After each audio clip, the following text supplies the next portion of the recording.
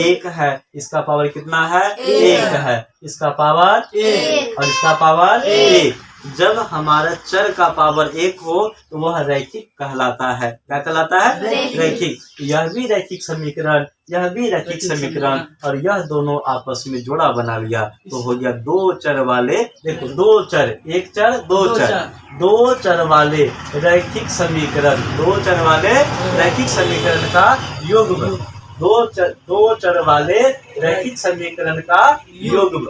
हम y का ऐसा मान ले कि जो 6 से गुना करके 3900 से घट के 3 से पूरी तरह से क्या हो जाए?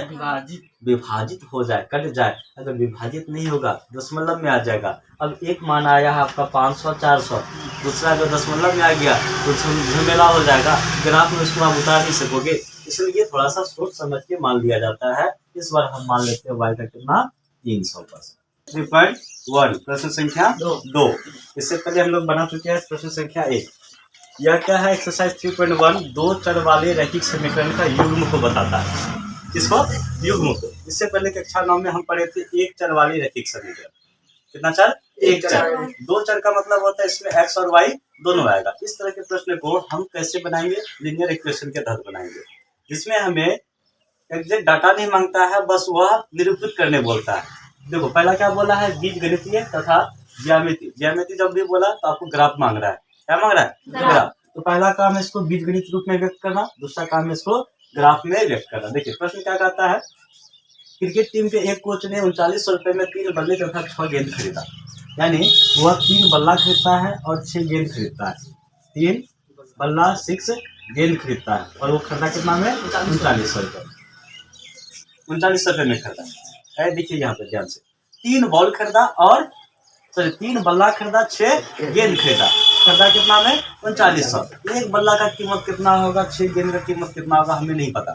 पता है क्या? नहीं। और ये क्वेश्चन हमें रिक्वायर्ड भी नहीं कर रहा, पूछ भी नहीं रहा है कि बताइए 3 बल्ले का कीमत कितना है या 6 गेंद का कीमत कितना है, वो नहीं बोल रहा है।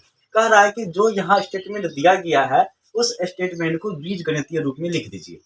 बस हमें लिखने के लिए कह रहा है, उसको सॉल्व करना नहीं है।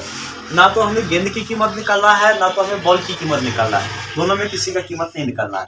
दूसरा स्टेटमेंट उसी जैसा है, तथा बाद में उसने एक और बल्ला, कितना बल्ला? एक और बल्ला और 2 तथा उसी प्रकार की 2 गेंदे, यानी कि एक और बॉल और 2 गेंद। यह खरीदा कितना?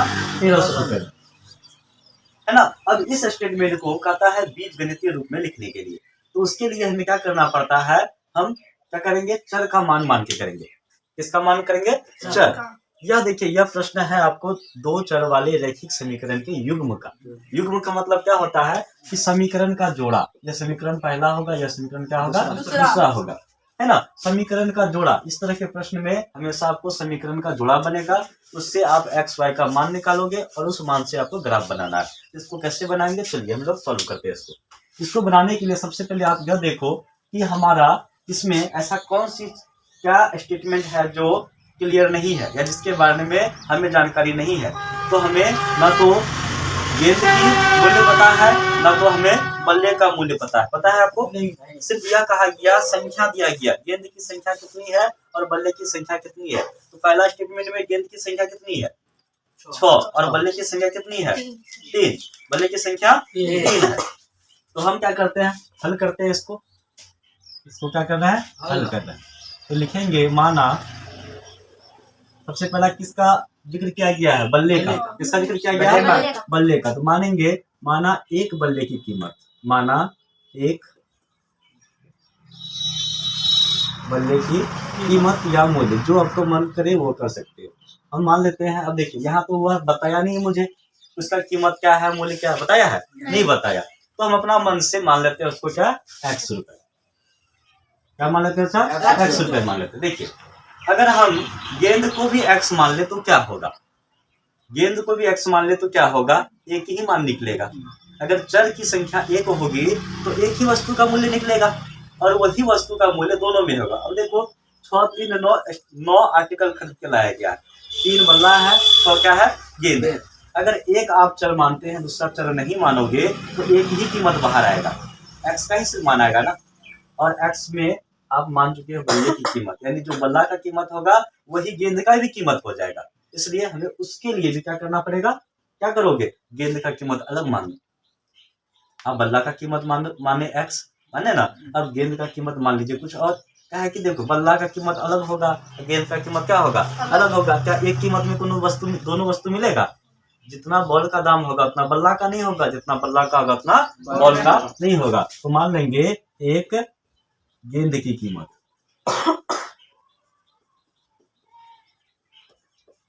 इसको मान लेते हैं हम y रुपए। कितना मान लेते हैं? y रुपए। चलेंगे अब प्रश्न से। प्रश्न पहला क्या कर रहा है, पहला स्टेटमेंट को फॉलो कीजिए। पहला स्टेटमेंट जो है हम उसे फॉलो करेंगे। इसमें 2 स्टेटमेंट दिया गया है। कितना स्टेटमेंट है बच्चा? 2 स्टेटमेंट है। तो पहला स्टेटमेंट क्या कहता है कि कोच ने 3 बल्ला और 6 गेंद कितना में खरीदा? तो 3900 रुपए में। लेकिन हमने माना है कि एक गेंद का कीमत y है और एक बल्ले की कीमत क्या है, x है। तो वह बल्ला कितना खरीदा है? 3। कितना बल्ला खरीदा? 3 बल्ला खरीदा। और मेरे कीमत के हिसाब से कितना रुपया खर्चा होगा उसको? हम मानते हैं कि जो बल्ला खरीदने जा रहे हो उस बल्ला का कीमत है x टका। क्या टका? x टका या रुपया, x रुपया उसका कीमत है। अब हम 3 ठो बल्ला खरीदे तो 3, जैसे आप कहेंगे कि 5 टका कलम का दाम है। क्या का दाम है? 5 टका कलम का दाम है। तुम 3 ठो कलम खरीदे। कितना कलम? 3 ठो। तो कितना टका लगेगा तुमको? 5 दिया क्या करते हो? 15। उसी प्रकार मेरा जो बल्ला का कीमत है x टका। क्या टका? x टका। और तुम खरीदते हो कितना? 3 बल्ला। तो क्या टका खर्चा होगा? 3x टका खर्चा होगा कि नहीं होगा? कितना खर्चा होगा? 3x। यानी कि बल्ला का जो कीमत हो जाएगा कितना हो जाएगा? 3x। बल्ला कीमत कितना होगा? 3x। यानी बल्ला खरीदने जो गए वो 3x का खर्चा हुआ। अब गेंद की कीमत हम माने हैं y। गेंद की कीमत क्या मांगे हैं? y। तो हम खरीदते हैं 6 गेंद। क्या गेंद खरीदते हैं? क्या टका में? y टका में। क्या टका में बच्चा? y टका में। क्या टका खर्चा होगा? 6y टका खर्चा होगा। कितना क्या खर्चा होगा? 6y। अब बताओ बीच में प्लस क्यों लिखे? क्योंकि दोनों सामान का दाम जोड़ के हमसे 39 टका लिया है। 3900 टका जो लिया, एक सामान का दाम लिया है क्या? आप दो तरह का सामान खरीदे। कितना तरह का? 2 तरह का सामान खरीदे। दोनों सामान का दाम यानी उसका मूल्य, उनकी कीमत को जोड़कर हुआ कितना? 3900 टका। देखो 3x टका में खरीदे बल्ला और 6y टका में खरीदे गेंद। टोटल खर्चा कितना हुआ है? तो 3900 टका हुआ है। ये हमारा बन गया पहला समीकरण। ये बन गया मेरा पहला समीकरण। फिर देखिए कीमत तो वही है। हम बल्ला खरीदने जाएंगे, गेंद खरीदने जाएंगे, वही XY टका लेके जाएंगे। दूसरा स्टेटमेंट में कहता है क्या कि उसने एक और बल्ला खरीदा। उसने कितना बल्ला खरीदा? तो एक बल्ला का दाम क्या टका होगा? 1 गुना x करोगे, 1 गुना x तो बराबर क्या होगा? x हुआ। यानी कि एक बल्ला का दाम हो गया x टका। तो दूसरा स्टेटमेंट में कहता है कि एक बल्ला खरीदता है और गेंद कितना खरीदता है? 2 गेंद खरीदता है, 2y। और ये दोनों सामान मिलाकर उसको जो खर्च पड़ा है वो कितना टका पड़ा? 1300 टका पड़ा।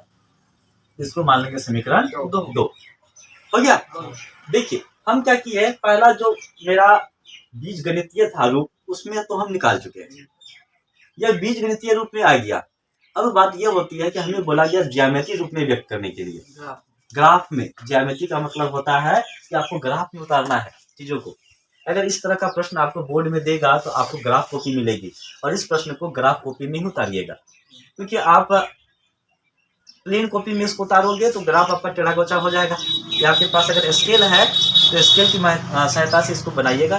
ज्यादातर यह बेटर होगा ग्राफ कॉपी में इसको बनाना, है ना। क्योंकि यहाँ बोला गया है ना ज्यामितीय रूपों में व्यक्त कीजिए। तो ज्यामितीय रूप में व्यक्त कहाँ पे होगा? तो ग्राफ की कॉपी में होगा। कहाँ पे होगा बच्चा? ग्राफ की कॉपी में होगा। तो आप जो भी है, अगर इनको कभी बोर्ड में अगर बाय चांस पूछ लेता है तो कोशिश करना कि इसको आप ग्राफ कॉपी में उतारो। प्लेन एक ग्राफ कॉपी में क्या होता है? एक प्लेन पेज होता है, दूसरा साइड ग्राफ होता है। तो प्लेन पेज में आप उसका कैलकुलेशन कर लेना और ग्राफ की साइड में ग्राफ बना देना। ठीक है, चलिए आगे बढ़ते हैं। अब हम करते हैं क्या, ज्यामितीय रूप में व्यक्त करने के लिए हम जानते हैं कि जब तक हमें x और y का मान नहीं पता चलेगा तो हम ग्राफ नहीं बना सकते। बना सकेंगे? नहीं। तो x y का मान निकालने के लिए क्या करेंगे, हम एक एक समीकरण से x और y का मान इनपुट आउटपुट करते हैं। तो पहला लीजिए आप समीकरण 1 लिखेंगे यहाँ, समीकरण 1 से। समीकरण 1 से तो समीकरण 1 हमारा क्या है बच्चा? समीकरण 1 है 3x + 6y बराबर कितना है? 3900 रुपया। तो ये सर इसको आप काटे क्यों नहीं? देखिए काट के है ना, अगर इसको कॉमन लोगे ना, इसको अगर क्या लोगे कॉमन, तो ये कट के भी यही आएगा, दोनों चीज कॉमन आ जाएगा। अगर ऊपर वाला को काटना है 3900 रुपया, तो कॉमन क्या आएगा 3 आएगा। क्या होगा x + 2y = 1300, 13 की 39 होता है ना। तो ये वाला इक्वेशन और ये वाला इक्वेशन दोनों सेम आ जाएगा, और इसलिए इसको नहीं काटे, हम छोड़ दीजिए, ऐसे आगे बढ़िए। अब क्या करोगे बाबू बोलो तो? इसमें आप क्या करते हैं, ध्यान दीजिएगा एक बात को बहुत अच्छी तरह से, पिछले क्लास में ये समझाए, पिछला वीडियो में भी आपको समझाए कि जब भी हम x और y में से मान चूज करते हैं या हमें मान निकालना होता है, तो हम करते क्या है, किसी एक चर पद को दूसरे साइड भेज देते हैं। या देखो यह कौन सा साइड है, ये राइट हैंड साइड है, और ये क्या है लेफ्ट हैंड साइड है। यहाँ पे 2 चर दिया गया है, कितना चर है 2 चर, एक x में चर है और एक y में चर है। अगर तुमको x का मान निकालना है तो y को इधर भेज दो, अगर y का मान निकालना है तो x को इधर भेज दो। दोनों में से किसी एक को आपको क्या करना है, बदलना पड़ेगा, साइड चेंज करना पड़ेगा, है ना। तो देखिए आराम से सीखिए, लेकिन पकड़ बना के सीखिए, हवा में उड़ जाओगे तो समझ में नहीं आएगा। यह समीकरण जब भी आएगा, यह प्रश्न जब भी आएगा तो अपने साथ 5 नंबर लेके आएगा, क्योंकि छोटा हिसाब तो है नहीं, कैलकुलेशन ही लंबा है, फिर ग्राफ भी इसमें इंक्लूड है। तो इनको समझने के लिए आप देखो, ये सबसे पहला काम क्या करना है कि जो स्टेटमेंट दिया हुआ रहेगा उस स्टेटमेंट से बीजगणितीय रूप में व्यक्त कर देना, उसको जैसा जैसा बोलेगा वैसा वैसा कर देना। तो उसके बाद आपके पास 2 समीकरण रहेगा, उन 2 समीकरण में से समीकरण 1 को बैठाना, पहले उसका 2 चर में से एक चर को दूसरे साइड भेजना। क्या करना, अच्छा दूसरे साइड जिसको भेजेगा बार बार उसी को भेजना, अल्टर पल्टर मत करना, नहीं तो गड़बड़ा जाओगे, दिमाग बौखला जाएगा। अगर y को भेजे हैं तो बार बार y को ही भेजो, क्योंकि y को भेजेंगे तो x का मान आएगा, फिर y को भेजेंगे फिर x का मान आएगा। तो हम करते क्या है, हम 3x को यहीं रखते हैं और y को क्या करते हैं, भेज देते हैं। तो ये प्लस में लग जाएगा, क्या हो जाएगा माइनस में। याद रखेंगे जब भी हम घर बदलते हैं तो हमारा लक्षण व्यवहार बदल जाता है ना। हमारा लक्षण व्यवहार क्या होता है, हम प्लस में है तो माइनस हो जाएंगे, माइनस है तो प्लस हो जाएंगे, गुना है तो भाग हो जाएंगे, भाग है तो गुना हो जाएंगे। यह कब होगा, जब हम एक घर से दूसरे घर में पलटी मारते हैं।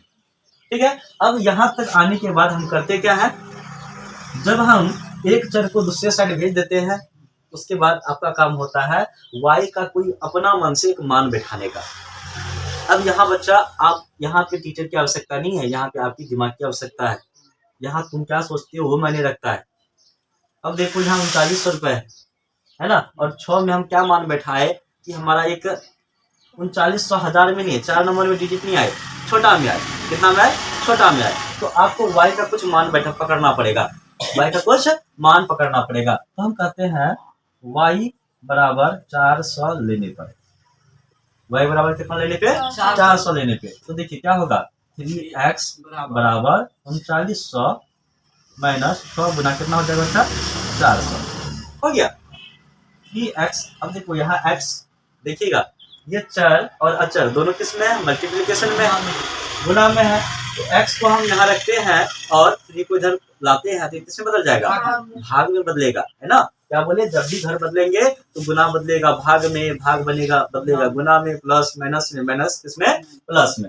तो x को आप यहीं रखो और कैलकुलेशन कर लो। यहीं पे देखो 6 गुना 400 तो कितना होगा 2400, 6 गुना 400 होगा 2400। 3900 में 2400 घटा दो, 3900 में कितना घटा दो 2400, 0 0 9 में से 4 गया 5, 1500 बचा। कितना बच गया बच्चा, देख रहे हैं ना, 6 गुना 400 2400 हुआ, 3900 में 2400 को घटा दिया, बचा कितना, तो हम डायरेक्ट लिख देते कितना 1500। कोई दिक्कत है आपको, नहीं है ना। अगर आप भी ऐसा करते हैं तो क्या होगा, आपका समय बचेगा, है ना, और कॉपी में पेज भी बचेगा। 3 इधर आएगा, भाग में आएगा, और यह इसको क्या करेगा, काट देगा। कितने बार में काटेगा 500 बार में। तो हम देखिए y का मान जब हम 400 लेते हैं तो x का मान हमारा क्या आ गया 500, एक मान हमारा निकल गया। कम से कम आप क्या करना, 2 मान लेके चलना। कितना मान, 2 मान। एक मान आप ले लिए, अब दूसरा मान लो, फिर क्या करोगे, y का मान रखोगे। फिर क्या करते हैं हम, y बराबर कितना लेते हैं, y बराबर कोई ऐसा नंबर लीजिए कि 3 से वो डिविजिबल हो जाए, 3 से कट जाए। इस बात का विशेष तौर पे ध्यान रखिएगा कि हम y का ऐसा मान ले कि जो 6 से गुना करके 3900 से घट के 3 से पूरी तरह से क्या हो जाए, विभाजित हो जाए, कट जाए। अगर विभाजित नहीं होगा दशमलव में आ जाएगा। अब एक मान आया है आपका 500 400, दूसरा अगर दशमलव में आ गया तो झमेला हो जाएगा, ग्राफ में उसको आप उतार नहीं सकोगे। इसलिए थोड़ा सा सोच समझ के मान लिया जाता है। इस बार हम मान लेते हैं y का कितना 300%, कितना पे लेंगे 300 पे। तो हमारा क्या होगा, देखो अब क्या करते हैं हम 3x मान के डायरेक्ट x लिखते हैं। डायरेक्ट क्या लिखेंगे x, और यहाँ होगा हमारा 3900 माइनस 6 गुना 300 बट्टा 3। कैलकुलेशन अब यही कर लेते हैं। छतरी कितना होता है 1800, छतरी कितना होता है 1800। तो 1800 में यानी 3900 में आपको कितना माइनस करना है 1800। देखो 0 का 0, 0 का 0, 9 में 60 गया 1, और यहाँ कितना बचा 2। यानी 3900 में जब मैं 1800 माइनस करता हूँ तो मेरे पास बच कितना जाता है 2100। कितना बच गया 2100। तो लिखेंगे 2100 बटे 3, और ये कट गया कितना बार में 7 बार में। हमारे पास 2 मान आ गया। देखो x का एक मान 500 और x का मान 700, y का एक मान 400 और y का एक मान 300। इसके लिए आप एक चार्ट बना लीजिए। इसके लिए क्या करो, चार्ट बना लो, x और y का एक चार्ट बना लीजिए, क्योंकि यही चार्ट से आप ग्राफ बनाओगे। देखो जब तुम y का मान 400 रखे थे, जब y का मान कितना रखे तो x का मान कितना आया 500 आया। जब y का मान तुम 300 रखे तो x का मान कितना आया 700। ये पहला चार्ट मेरा तैयार हो गया। पहला समीकरण का पहला चार्ट मेरा क्या हो गया तैयार हो गया। अब बढ़ेंगे हम समीकरण 2 से। समीकरण 2 से लीजिए। समीकरण 2 आपका क्या है बोलिए। समीकरण 2 से, समीकरण 2 देखिए यहाँ पे x प्लस 2y बराबर 1300, x प्लस 2y बराबर 1300। फिर आप यही करो कि एक चर को साइड में रखो, दूसरे चर को क्या करो पलटी मारो, दूसरे चर को क्या करो पलटी मारो। तो देखिए कि 2y को उधर भेजने से बेनिफिट ज्यादा है, 2y को भेजने से क्या बेनिफिट ज्यादा है। सिर्फ हमको घटाना है, गुना करके घटाना, भाग नहीं करना। तो हम x को यही रख लेंगे। मैं क्या करता हूँ x को यहाँ रखता हूँ, और 1300 माइनस क्या कर देते हैं बच्चा 2y। क्या कर देंगे 1300 माइनस 2y। अब देखिए यहाँ पे फिर वही बात हो गई कि आपको यहाँ पे y का कोई मान दिया नहीं है। और बच्चे गलती से यह मत करना कि यहाँ जो y का मान निकला उस मान को वहाँ इनपुट नहीं कर देना है, क्योंकि यह दूसरा समीकरण का मान आया है। आपको याद करना, आपको इस बात याद रखना है कि जब भी 2 चर वाले रैखिक समीकरण की बात होगी तो आप अपना मान देते हो।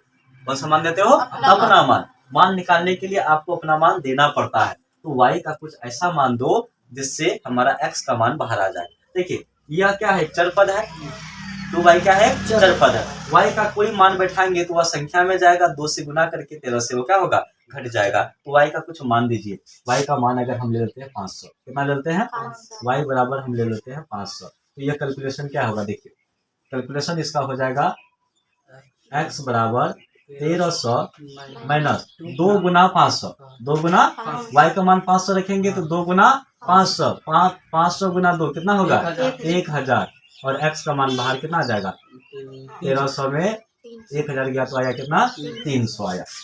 कोई दिक्कत है नहीं। फिर से हम क्या करेंगे y का एक मान लेंगे। फिर से हम क्या करते हैं y का मान लेंगे, इस बार हम 600। तो x का मान जो हम रखेंगे ये होगा क्या होगा बच्चा 1300 माइनस 2 गुना 600, 2 गुना क्या होगा 600। तो 6 दूनी कितना हुआ 1200 हुआ। तो मैं मेरे पास देखिए यहाँ बोर्ड है तो मैं मिटा के लिख देता हूँ। अगर आप करोगे काटना नहीं, लिख दिए तो अगला स्टेप में बढ़ जाना, वहां गुना करके 1200 लिख देना। यहाँ क्या होगा 1200। बोलिए x का मान कितना आ गया 100। बच्चे मेरे पास 2 x का मान आया है और 2 किसका मान आया है y का मान आया है। तो देखो एक चार्ट इसके लिए क्या बना लो 2 चार्ट। हाँ एक बात विशेष तौर पे आपको ध्यान देना है, क्या कहा 2 चर वाले रैखिक समीकरण का युग्म, 2 चर वाले रैखिक समीकरण का युग्म कहा, जोड़ा कहा। इसलिए आपका चार्ट कितना आना चाहिए 2 चार्ट आना चाहिए, तभी तो यह रैखिक समीकरण का युग्म कहलाएगा, नहीं तो कहलाएगा नहीं कहलाएगा। बस रैखिक समीकरण कहलाएगा, युग्म नहीं कहलाएगा। अब बताओ क्या यह रैखिक समीकरण है, क्या यह रैखिक समीकरण है? कैसे पहचानेंगे तो बोलेंगे सर चर का पावर देख के पहचान जाते हैं कि यह रैखिक है या नहीं है। इसका पावर देखो कितना है 1 है, इसका पावर कितना है 1 है, इसका पावर 1 और इसका पावर 1। जब हमारा चर का पावर एक हो तो वह रैखिक कहलाता है। क्या कहलाता है?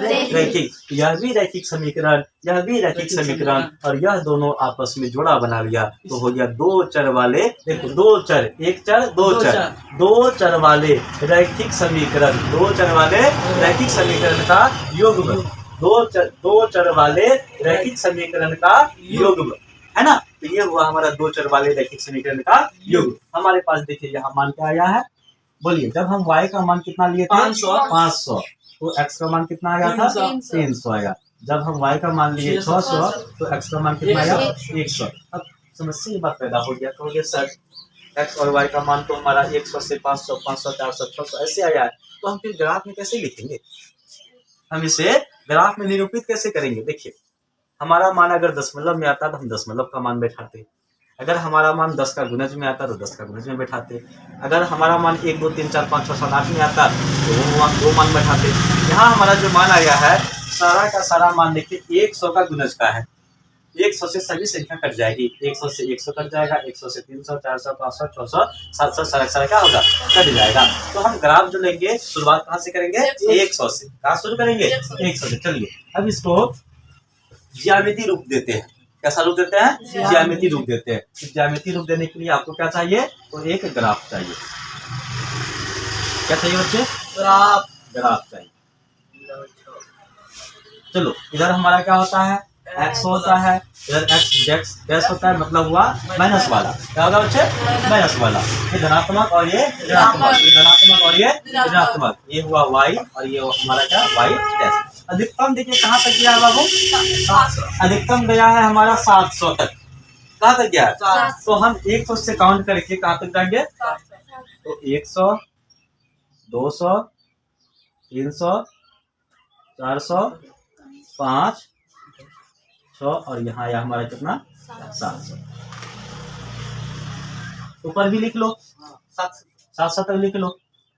लाइन को बढ़ाना पड़ेगा थोड़ा सा, मुझे दिक्कत हो रही है। 100, 200, 3, 4, 5, 6 और 7। क्या और कहीं लिखने की आवश्यकता है? नहीं। क्यों नहीं आवश्यकता है? बोलो, थोड़ा सा आप समझदार तो है, लिखने की आवश्यकता क्यों नहीं है? क्योंकि सारा एक्स वाई का मान पॉजिटिव में है। किसमें है? पॉजिटिव में। तो नेगेटिव में झूठ मूठ कर लिख के टाइम वेस्ट क्यों करना? जब मान है ही नहीं तो लिखेंगे क्या? नहीं लिखना है, कोई आवश्यकता नहीं। आपका मन है हमको लिखना है तो भरते रहो। जब देख रहे हैं कि हमारा चार्ट में माइनस का कोई मान ही नहीं आया तो हम झूठ मूठ का भर के क्या करेंगे? कोई फायदा है? नहीं है। तो अब चलिए जो हमारे पास मान है, पहला समीकरण का मान पकड़ो। पहला समीकरण का मान क्या है? देखो x कितना है? 500 और y कितना है? 400। x 500, पहला बिंदु हमारे पास क्या है? 500 और 400। और यह एक चीज आपको बताए थे कक्षा 9 में कि पहले जब हम बिंदु बैठाते हैं तो सबसे पहले मान किसका रखते हैं? x का, उसके बाद ही रखेंगे y का। तो x हमारे पास है 500, y कितना है? 400। बताओ x 500 कहाँ है?